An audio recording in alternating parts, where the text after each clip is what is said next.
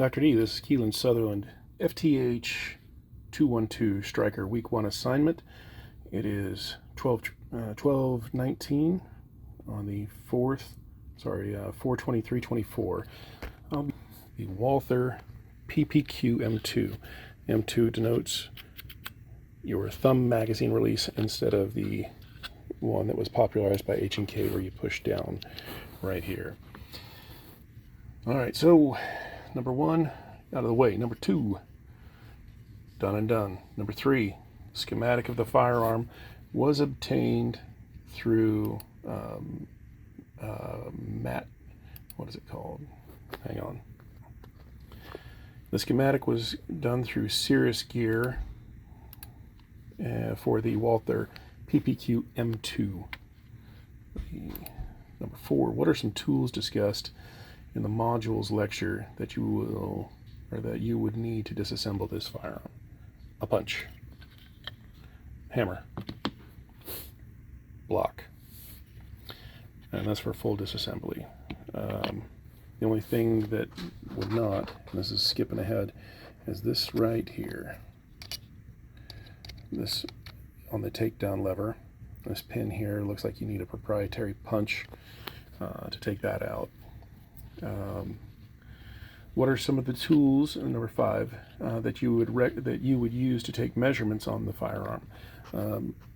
Digital calipers would be the first and probably the only for right now, since there's not much for me to measure, and I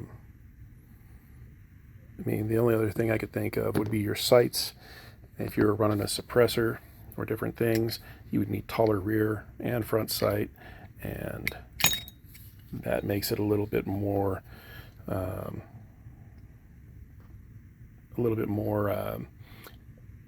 average for the gunsmith who's going to take it apart and do any kind of work on it.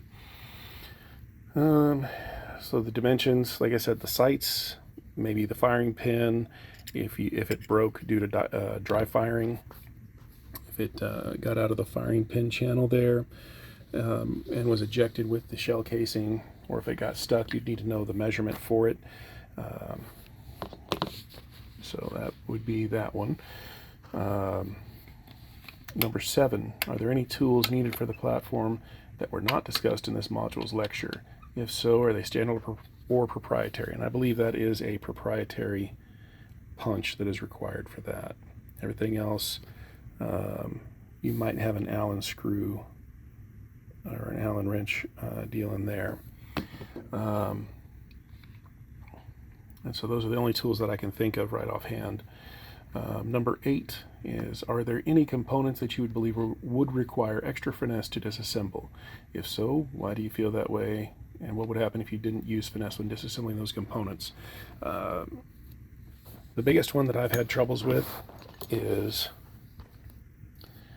this screw and this retention. This one here is spring-loaded, and you've got to push that down while unscrewing this to put a new set of sights on, so you still have windage control. That little part there is a pain in the butt. Everything else is relatively easy on the slide, on the frame. It's pretty spring heavy on this. There are 51 pieces in this, and there are several springs for it. 1, 2.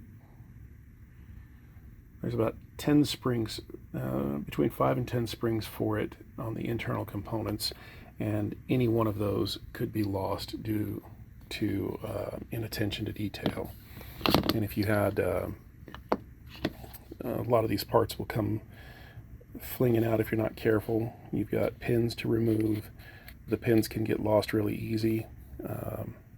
So there's just a lot of little parts inside here that will and can get lost pretty quick if you're not careful. This one has 51, like I said. The Glock has 32 or 33, and a little bit more can go wrong with that many components.